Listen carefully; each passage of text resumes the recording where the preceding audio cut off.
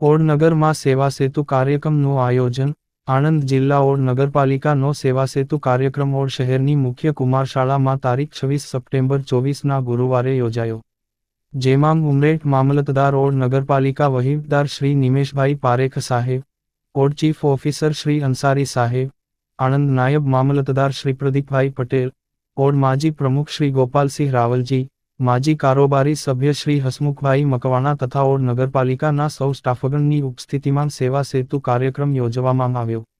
Odd નગરના 1000થી પણ વધુ નગરજનોએ આ કાર્યક્રમનો લાભ લીધો.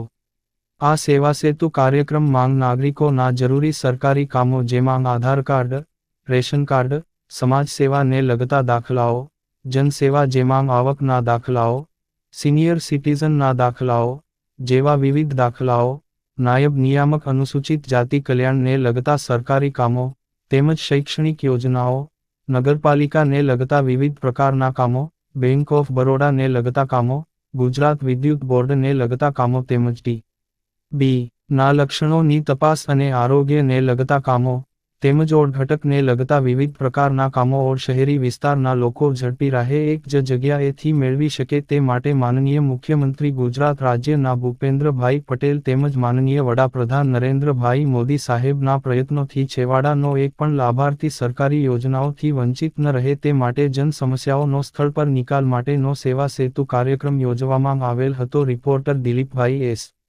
પટેલ, ઓડ, આણંદ. GPK news. સેવા સેતુ કાર્યક્રમનો 10મા તબક્કાના ભાગરૂપે ઓડ નગરપાલિકા ખાતે કુમાર પ્રાથમિક શાળામાં સેવા સેતુ કાર્યક્રમનું આયોજન કરેલ છે. મિત્રો, આમાં સરકારશ્રીનો એક જ હેતુ છે કે તમામ પ્રકારની સેવાઓ, સવલતો એક જ જગ્યાએ નાગરિકોને મળી રહે